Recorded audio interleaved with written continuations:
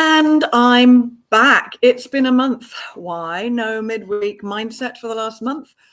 Well, I was doing an acting gig one Wednesday, and then I got the COVID. I was actually just the good old COVID fatigue really wiped me out. And then post-COVID, I got a really horrible chesty cough, and there's still remnants of it. My voice isn't quite back to normal, which is very annoying because I was meant to be recording an audiobook for someone in the last couple of weeks, but they really didn't want the voice that I had the last couple of weeks. That is for sure. And so, yes, that is why. But I am back. And we are speaking today about what you say or how you say it, which is more important. They're both important. The what you say is the words you choose. And that is really important. In fact, the number of times, especially recently, I've had clients say to me, I wish I could just have your words at my disposal. You find the right words. And that's purely about doing this work a lot and finding what it is that's true, because the right words will always come. So when you have clear thought, you have clarity of words. The right words come when you are clear on what it is you're doing. Clarity of tone, which is the how you say it, that comes when you have a clarity of intention. And this is the difference between vocal expression and verbal expression. So verbal is the words that you choose. So the words that we say, and as I've said in the blurb, it is the things that the NLPers will say, only 7% of your words give the meaning. That's not actually specifically accurate, because when I kept hearing this, I was like, not really, because if you're giving directions, you need more than 7% of the words. The body language doesn't matter. When I'm doing Shakespeare, the words actually really matter. The words that have been chosen by an author when they've written something, those words matter, more than 7% of them. What that 7% is how you feel about what you're saying. And that's really important. And that is the vocal. So the vocal expression is the physiology.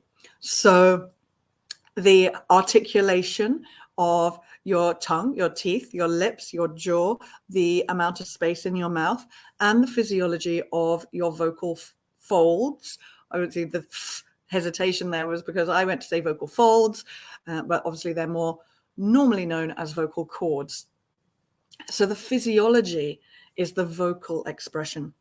And the vocal expression is a reflection of the emotions, the thoughts, and the feelings, because your voice is a direct reflection of every thought or feeling that you're having in the moment, and every experience or emotion you've ever had, witnessed, or imagined, specifically in relation to the kind of situations that you're in.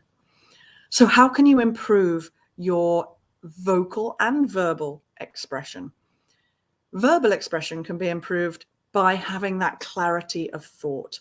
So number one tip is know what the end result is that you want to get from what you are saying.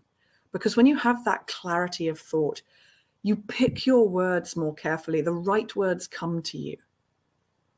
So know what it is that you want to get as a result of what you're saying.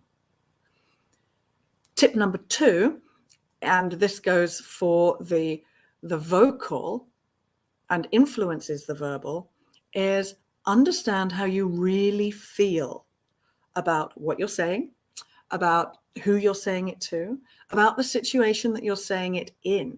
All of these things have an impact on your physiological being, have an impact on the tension that is held in your body or not at that time. If you think of your vocal folds, vocal cords, as the strings on a guitar, right? The tighter strings create the higher tones, and the looser ones and the thicker ones, so the thinner, tighter ones create higher tones, and the thicker, looser ones create the lower tones. Here you see This is why I still haven't done my voiceover book yet, because the more I talk, the more my nose gets bunged up. It's nearly over. So when you are tense, your vocal cords tighten, which create those higher tones.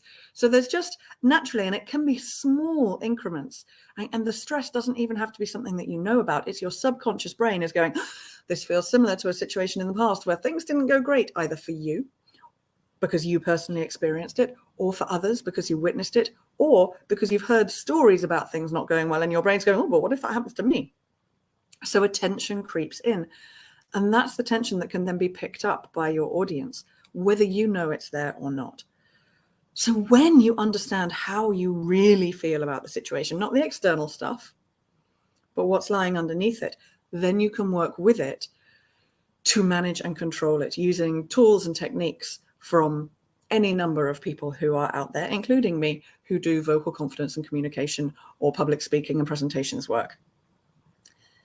The third tip to impact both, again, the vocal and the verbal, the how you're saying it and the what you say, is to have a higher purpose.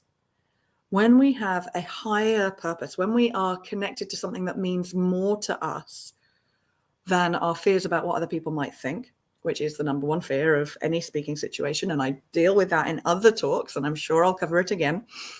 When you're connected to that higher purpose, you're in the energy of what's really important to you.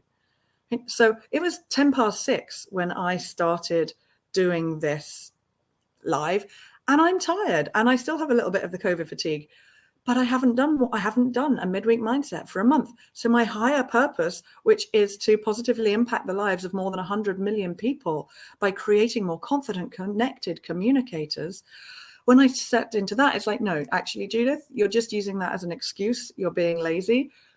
Just do the live. Put this stuff out there. You never know who might be listening that might find it useful. This is the power of having a higher purpose. It gives us the right energy to be in. And when we are in the right energy, then our vocal tone changes. So the vocal ability and connection and resonance shifts when we are connected to that higher purpose, when we understand how we really feel about a situation. Okay, am I excited? Because if I'm hyper excited, oh my God, I might be a little overwhelming, or it might be a bit much, or I might be like, oh. If I'm really nervous, the same thing might happen. The tension in the voice gets things a little bit high and I speak too fast. If I'm afraid, all sorts of things. So when you know where you stand with yourself, with your voice, with the situation that you're in, when you understand it, you can then use tools and techniques to manage that. When you're connected to that higher purpose, you will always be in the best energy. And when you know what you want as a result of your speaking, then you'll have that clarity of thought and you will choose the right words. So vocal or verbal expression, what you say or how you say it, they are both really important. But you need to be connected to all of those elements in order to really get your message across. So what is my end result from this? My end result from this is giving you an awareness that you hadn't had before. My end result from this is letting you know that I am here if you want to reach out to someone to talk about this more. My end result from this is for you to be able to start thinking about speaking, and especially those speaking situations that you find challenging, in different ways, so that you can approach those situations in a different way and try this out. Next time you're thinking, oh, I don't really have the energy for this, or oh, I don't like these people. See if you can connect to a higher purpose. See if you can connect to an end result of, okay, how will this benefit people? How will this benefit me? What do I want as a result of this? And see how that changes how you approach that speaking situation, because it will have an impact on you mentally, physically, energetically, emotionally, and that will have an impact on the resonance of your voice, and that will have an impact on your audience, whether that is one person or millions. Thank you so much for being here. If you have any questions, always feel free to tag me and ask. If you would like some freebies, because everybody likes a freebie, then I have some tools and techniques on my vocal confidence tool online course that I have put out there, and you can just download the freebies from that. The link is either in my bio on Instagram, or it is in the comments above this post. And if you're like, actually, Judith, I just want to work on this stuff. I know that I don't show up fully. I don't allow myself to be seen and heard. The way people perceive me isn't the way that I truly feel I am. Or if you're tired of hiding or not being seen and heard, then feel free to reach out to me and see how we may be right to work with each other or not. If you're really keen, I still have a couple of spaces left on my 2-day workshop in London on Friday and Saturday this week. So get in touch, let me know. Take care, download the freebies if you want to. And remember, when you are expressing yourself, clarity of thought will create clarity of words. Clarity of intention and that higher purpose will create clarity of tone. And that will mean that you are much more likely to be seen and heard in the way that you would like to be. Thank you so much for those of you who've been here live. Thank you for those who are watching this later. And if you have any comments, feel free to share below. Take care. And I will be back next week with another midweek mindset. See you then.